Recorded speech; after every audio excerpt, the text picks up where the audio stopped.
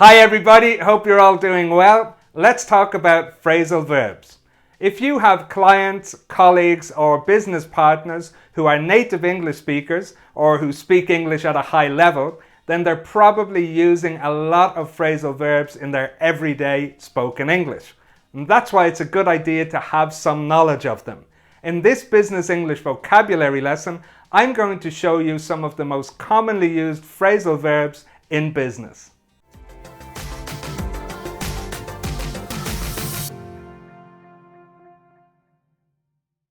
Welcome back to English for Professionals. I'm Derek and I'm here with another short lesson for you busy people. Before we get started, a quick reminder to subscribe to my channel, hit the red button and don't forget to click on the little bell. That way you'll be notified every time I upload a new lesson. And join my email list. Every 2 weeks I send out my free vocabulary email with additional business English, words from the news and everyday English for you to learn. The link is in the description below. And now let's get started. For each phrasal verb you'll see 2 example sentences. To practice your speaking and pronunciation skills, repeat each example sentence with me after you hear 1, 2, 3. And our first phrasal verb is fill in for somebody. Fill in for somebody. And this means to do another person's job for a short period of time because they are not there or are unable to do it. And our first example sentence is, Susan is on holiday this week, so I'm filling in for her. 1, 2, 3. Susan is on holiday this week, so I'm filling in for her. Next example. The boss asked me to fill in for him next week because he has to go to an important conference. 1, 2, 3.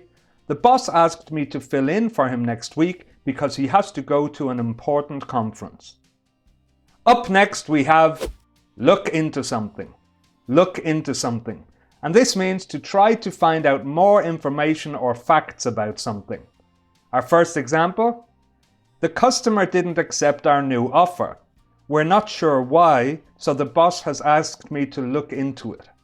1, 2, 3. The customer didn't accept our new offer. We're not sure why, so the boss has asked me to look into it. Example 2. I'm very sorry about the delay. I'll look into it immediately and get back to you within the next 2 hours. 1, 2, 3. I'm very sorry about the delay. I'll look into it immediately and get back to you within the next 2 hours. Our third phrasal verb is get back to someone. Get back to someone, which means to talk to someone or call them again in order to give them information that you couldn't give them earlier. And this happens a lot in the office. We often have to get back to people. Our first example, I'm sorry I don't have that information right now, but I will get back to you by the end of the day. Would that be okay? 1, 2, 3.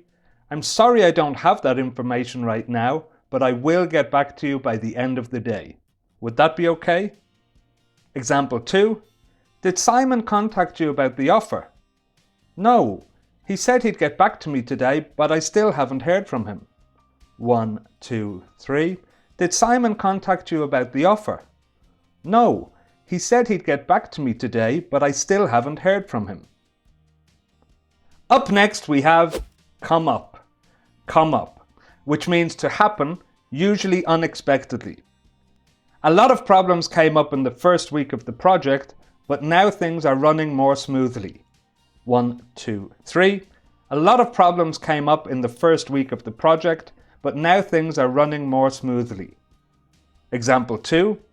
I'm sorry, but something has just come up and I need to deal with it immediately. 1, 2, 3. I'm sorry, but something has just come up and I need to deal with it immediately. This is a great phrasal verb to use if you need to cancel something but don't want to give a reason why.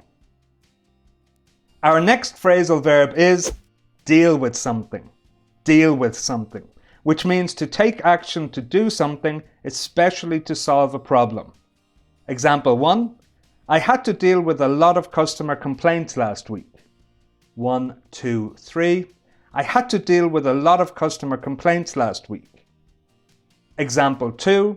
We've had some technical problems with the new website, but we're dealing with them.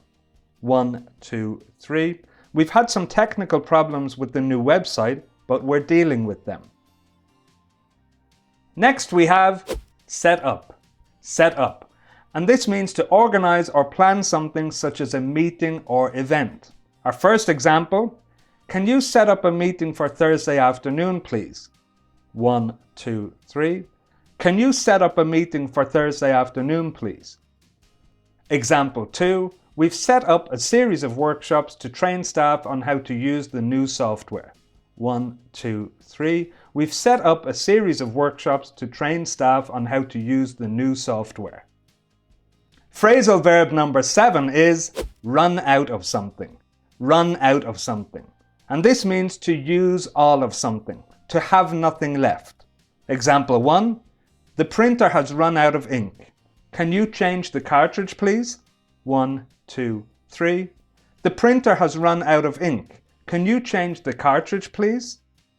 Example 2.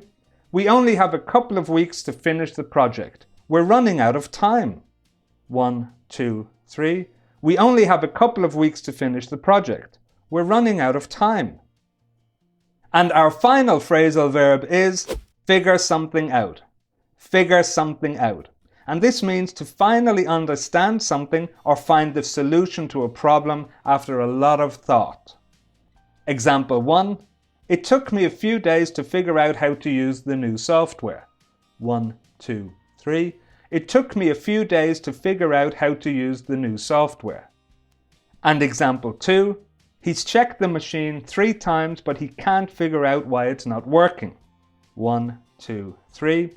He's checked the machine 3 times, but he can't figure out why it's not working. So there we have it, some of the most commonly used phrasal verbs in business.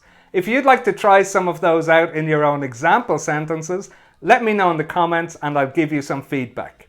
And if there are any other areas of business English I can help you with, also let me know in the comments and I'll do my best to cover those topics in upcoming lessons. If you like this lesson, hit the like button and share with your friends and colleagues. Subscribe to my channel if you haven't done that already, and don't forget to join my email list.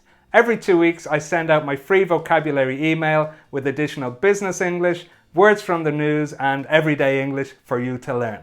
The link is in the description below. Thanks for watching and see you soon.